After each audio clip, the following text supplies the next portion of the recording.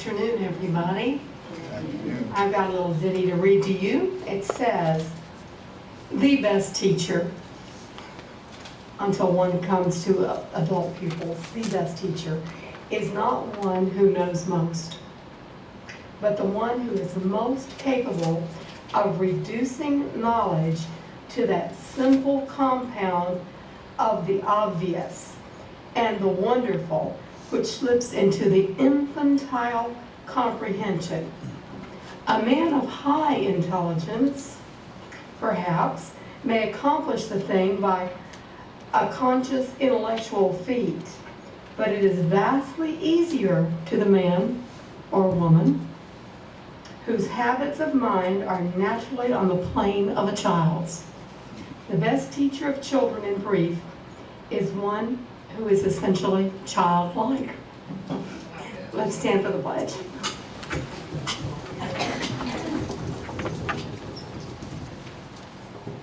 I pledge allegiance to the flag of the United States of America and to the republic for which it stands, one nation, under God, indivisible, with liberty and justice for all.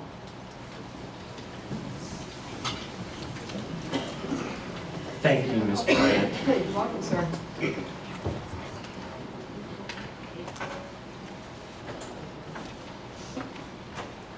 And we just need to go ahead and adopt the agenda as recommended by the superintendent. The only thing that I would ask, if there is no objection, is we would like to move, since we have our amazing students already here, is to move the recognition of the elementary and secondary Tropicana speech winners from the 5 p.m. slot to, we'll just move them up to the 4 p.m.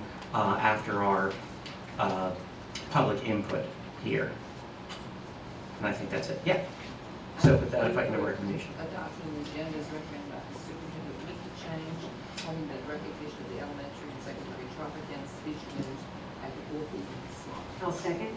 I have a motion by Ms. Powers, a second by Ms. Balfour, to adopt the agenda as recommended by the superintendent, with the exception of moving presentations under C, recognition of the elementary and secondary Tropicana speech winners from 5 o'clock to 4 o'clock.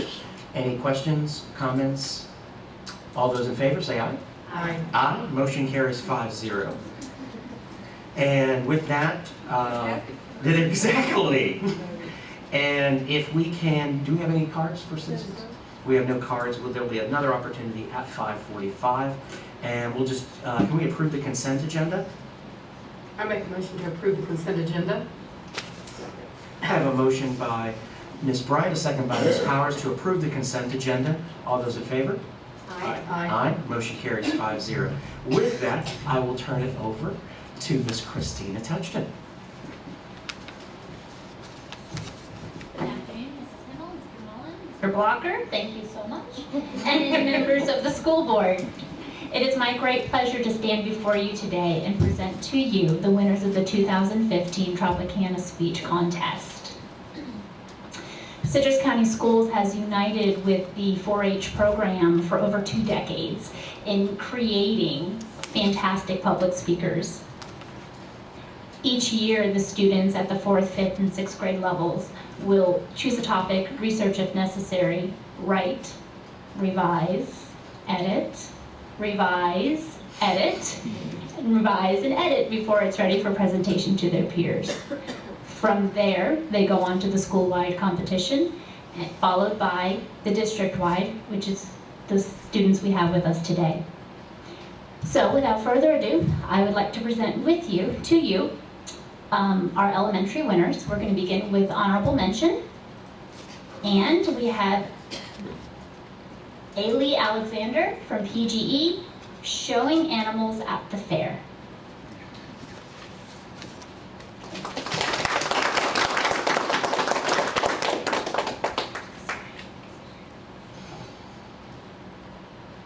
New boots, black jeans, crisp white shirt. Hair isn't a perfect bun. My bow's in and I'm feeling ready to go. Where, you ask? To the Citrus County Fair Poultry Showmanship. I think everyone should raise and show an animal. In my case, it's a chicken. Showing a chicken teaches you life lessons you can use all your life. For example, responsibility, organization, how to keep track of your expenses, and sticking to your commitments. Responsibility is something everyone needs to learn when they grow up. Having a chicken has taught me responsibility. Every day, I have to check her feed, water, make sure her coop is clean, and check for eggs. According to my pet chicken guide to chicken care, many people get chickens for fun. But if you don't take good care of them, they might get really ill, or worse. Part of taking good care of your chicken is making sure that it doesn't bother your neighbors, especially if they live close to you. You'll have challenges in your life when you have to make the responsible choice. Raising an animal will help you make that choice. Organization and expenses are just two of the super important things you need to be showing your chicken. When you buy something for your chicken, you will need to report it in your record book. According to my 2013 through 2014 record book, I spent $56.98 just to build my chicken coop. That's not counting the extra $20 I spent on feed and water. Then, once you are done showing your animal, you could see if you made a profit or a loss. These special skills of organization and how to keep track of your expenses helps me now with school, and especially with my birthday money. Have you ever thought of a goal and quit before you could finish it? Raising an animal will help you stick to your commitments. If you stop caring for your chicken and leave it out in the coop without feed, water, or even cleaning the coop, not only will your chicken starve, but it will eventually dehydrate. Even though it might be tough, it makes you feel so good when you are done and you come home every day to a clean and healthy animal. Raising and showing any animal in the fair teaches you these skills you can use all your life. Responsibility, organization, how to keep track of your expenses, and sticking to your commitments. I hope everyone will decide to raise and show an animal. Thank you, Allie, from Pleasant Grove Elementary School. Our third place winner is Mr. Ricky Carter from Floral City Elementary School, and his speech title is Duchenne's Muscular Dystrophy.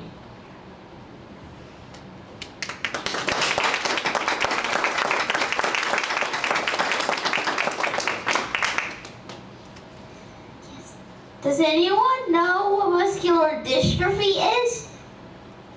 It is a disease that affects muscles in the body and makes them weak or useless.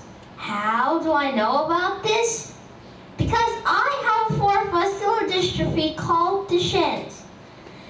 There are many different strains of muscular dystrophy, but mine only affects boys. That's strange, isn't it? Well, way back in the 1860s, there was a study of boys who became very weak over time, lost their ability to walk, and died at an early age. This was something that stood out in medical journals, and a neurologist named Jean Duchenne studied 13 of those boys who had this most common and severe form of the disease that I have today, and it was named after that neurologist, Duchenne muscular dystrophy. I was born with Duchenne muscular dystrophy, or DMD, but no one really knew what it was until I was 4 years old when I had an open muscle biopsy done. That was where a large section of my thigh muscles were removed to be studied. Painful! The adults in my life saw staying from the floor is difficult for me, as well as my waddling gait. That is what my mom says is where I walk like a little duck.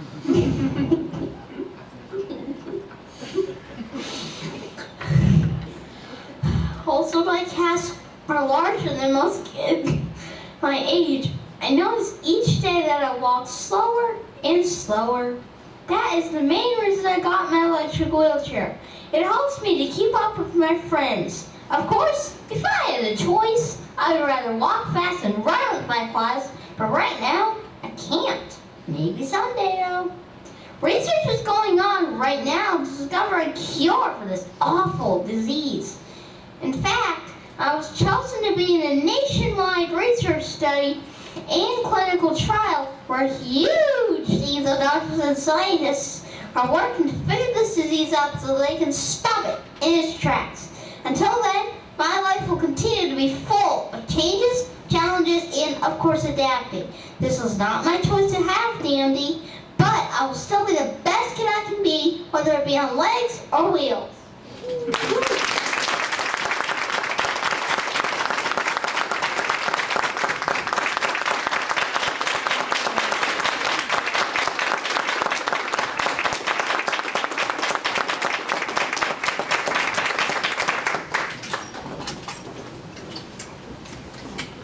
Our second place winner is Miss Lila Johnson from Seven Rivers Christian, and her title was, or is, excuse me, Elimination Diet.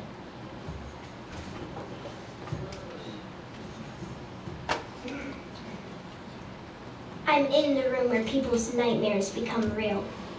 The doctor is talking with my mom about what may be causing the dark circles under my eyes and how often my stomach gets upset. You know how the adults speak in Charlie Brown? That's how the doctor sounded to me. Wah, wah, wah, elimination diet. Wait, what? Rewind. What in the world is an elimination diet? And then she speaks two words that makes my world collapse. Gluten free. Many thoughts race through my head. What is gluten? What are gluten-free foods? Will I possibly live on a gluten-free diet? Gluten is a protein found in cereal grains, especially wheat. Oh, well, that's no problem. I don't like wheat anyway. This should be easy.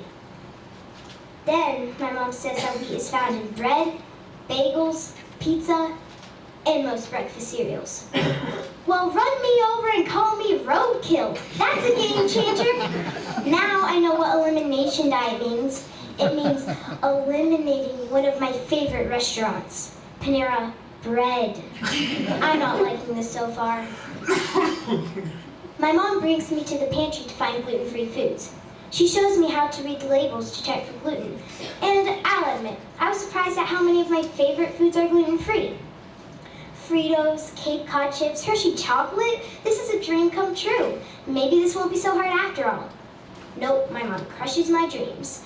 She says I can't just live off of junk food. I have to eat healthy foods. So what healthy foods are gluten-free? I'll be eating lots of fruit, vegetables, mostly gross, and quinoa. Quinoa? Quinoa is a seed that is cooked like rice. It's tasteless, but it has the most disgusting texture. When I eat it, it feels like those little styrofoam balls and beanbags. Unfortunately, my mom is quite fond of it, just because it has a lot of protein. So the gluten-free diet isn't that bad, but I'm not fond of it like my mom and her quinoa, and it doesn't solve my problems. So now, my mom is talking about FODMAP sensitivity. What's that, you say? A whole nother topic, that's what.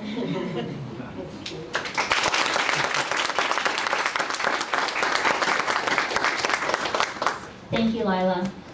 Also from Seven Rivers Christian, we have Brody Vaughn, who was first place, and his topic is, why do girls like shoes?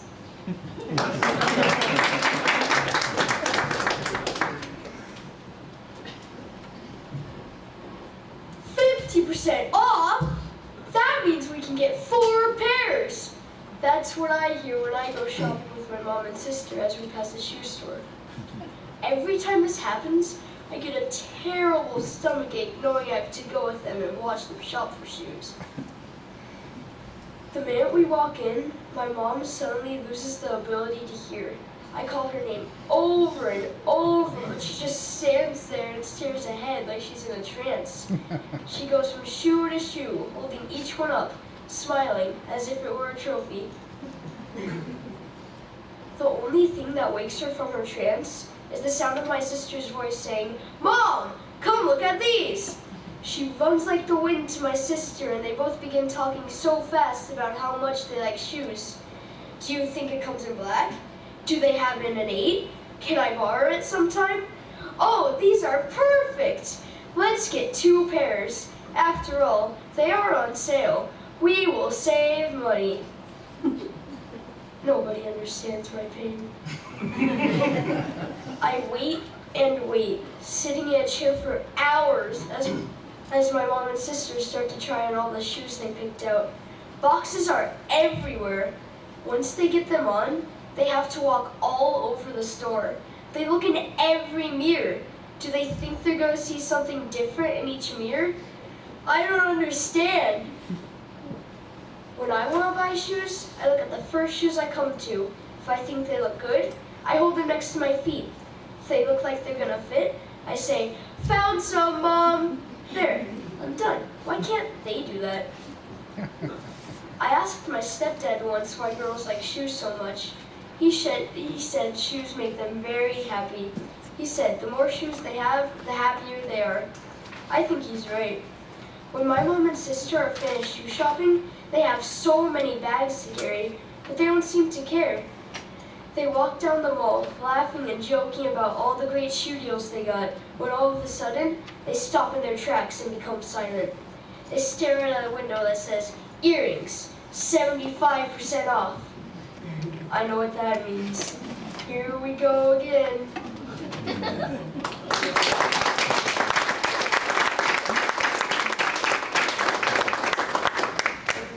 I would like to give my first place prize to Ricky, the third place winner. Can I do it? Why don't you invite Ricky up? Ricky, would you come up?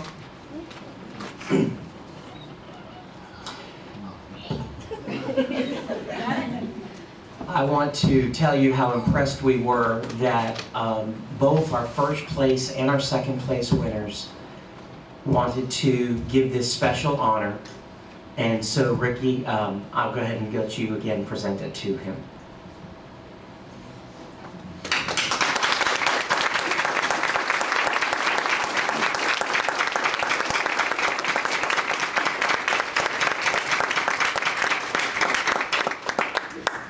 I'm emotional. Great. Thank you very much to all of our elementary winners. You guys did a phenomenal job. Now we will hear from our middle school winners.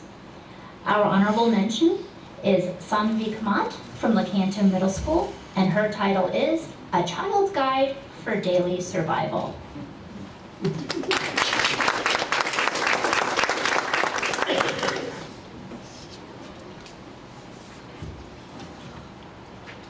Have you ever wondered, hey, how am I going to live through this different day? If your answer to this question is yes, then you have to consider purchasing an absolutely wonderful guide. You can have this great guide for only $20. Yes, I know this may sound overpriced to you, but you must keep in mind that this guide will answer all of your problems. But first, before you judge this product, you should have a preview. Problem number 11, magic words. An example is when your mom says, "Honey, clean your room." You answer back, "I'm doing homework right now." You just unlocked your secret weapon. As you can probably tell, homework is one of the many magic words. Sure enough, your mom replies, "Never mind, you're now free to do whatever you want." Now that you have a basic understanding of what to do, you understand why I did what I did in the next example situation. I was reading a book, all cozy, when trouble was calling for me. Just so you know, trouble means one of my friends. I picked up the phone and she immediately started talking in her language, which is fast. Fortunately, I speak fast. She said, "Hi, can I come over to your house for a sleepover?" Now don't blame me for what I said next. I replied in fast, "Sorry, I can't come. I'm getting a present for your next birthday." The magic words present and birthday worked. She said, "Oh, thank you." Even though I felt guilty about lying to her, I enjoyed the rest of my day. I made it up to her by getting her the most extravagant present I could afford. As you can see, this method will save your skins. Problem number 21, distractions. Let's say your mom says, again, "Honey, clean your room." All you have to do is answer back, "I think I saw a spider in a corner." Your mom doesn't waste a single second. How in the world did that pest get in my house? Kill it! She then jumps on the couch. You just succeeded in your goal. You made your mom stop worrying about your room and start worrying about the made-up spider. This solution requires more work from you because you have to depend on your acting abilities to make your victim believe you. The solution has to fit the situation and, most importantly, be possible. The first time I tried, I overestimated the limit of possible. My excuse for distraction was, exactly, did I just see an airplane on fire? To sum it up, the solution is definitely effective. Hold your horses. When I'm done talking, you can rush to buy this wonderful guide. As you can see, $20 is cheap compared to all of the spectacular information inside. All right, who's first?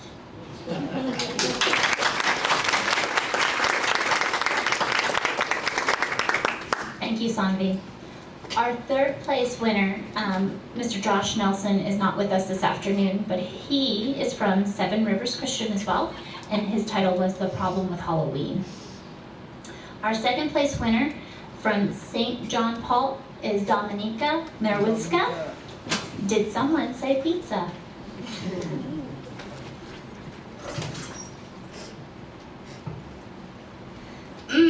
That's the noise I make when I bite into that gooey, cheesy perfection, that amazingly toasted crust, perfect to munch on. You must know what I'm talking about. A grilled cheese? Heck no, not even close. I, my friends, am talking about pizza. That's right, pizza has been my favorite food for as long as I can remember. It's a good thing to look at, it tastes amazing, and its aroma is perfection. It's the perfect package for me. Why do I like it so much? Maybe it's because I love Italian food, and it's Italian, or maybe it's because I love all of its rich characteristics. Either way, something just drives me to it. Ooh, just thinking about it gives me a craving. Oh man, that cheese.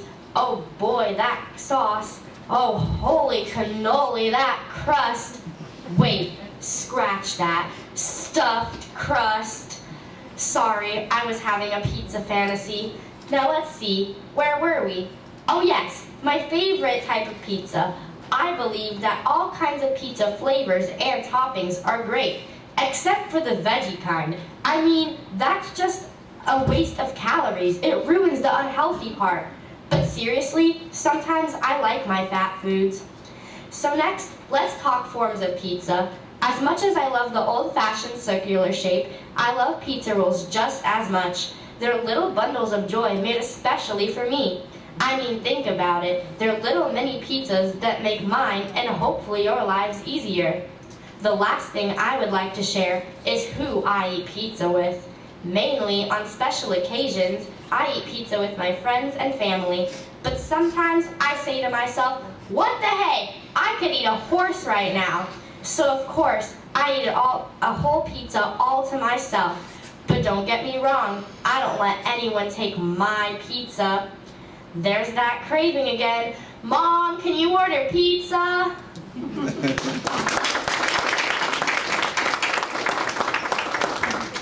Thank you, Dominika. And our first place winner from Chris River Middle School is Brendan Conley. I can't wait.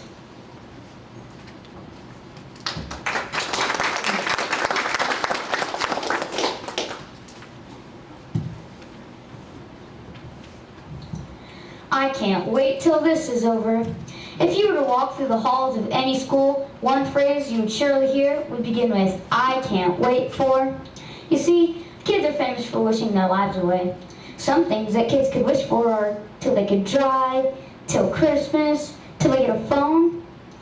What we are not aware of is that we are wishing our lives away. I do it too, but normally it doesn't work out for me.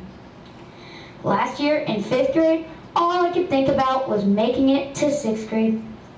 I had heard many amazing things about middle school, like switching classes, having a locker, slushies at lunch, and the most important, freedom. While all of these are very true, middle school is not what I had imagined. Yeah, you get to switch classes, but you have exactly 4 minutes to get to your locker and go across campus to get to your next class. Yes, slushies are available at lunch. If you had $3 extra, I mean, come on, people, the ones at 7-Eleven are like 75 cents for the large cup.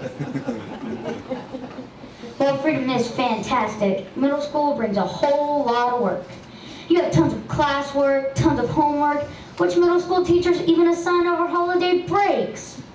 Yes, middle school is great, but it's not all it's cracked up to be. Another thing I just couldn't wait for was braces. I thought it would be the coolest thing ever. I was wrong. Having a metal mouth is no fun. Yeah, I look good, but these things are a nightmare to keep clean. Anything I eat gets lodged between these babies. When I first got these things, my face was on fire. I couldn't eat at all. 2 days after the appointment, I knew I was wrong. I'll tell you something, I can't wait to get these off.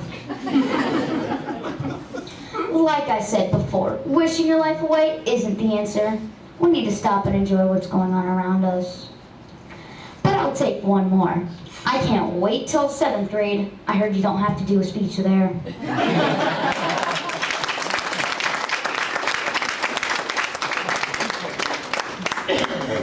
Thank you, Brendan. And if we can have another round of applause for all of our speakers. Gratitude is extended to all of our teachers, our students, and staff for all of their hard work and another successful year of Tropicana speeches. Thank you to all of the students and the parents who came to support and hear our talent today. And thank you most of all to the board for the invitation. Thank you. Have a great day. Thank you. We're going to take a 5-minute recess, and that'll allow you guys to just kind of relocate. But before we do, I just also want to congratulate Ms. Touchton. Ms. Touchton on Friday got a super gift that was sent home to her, and that is her husband, Navy Chief Guy Touchton, retired from 20 years of our service, having served in Afghanistan, the Persian Gulf, the Gulf, and most recently has been a rescue swimmer and helicopter on a helicopter off of Jacksonville, where thank goodness none of us had to use his services. But thank you for his service. Thank you that he's home. And we're going to stand in recess until 4:35.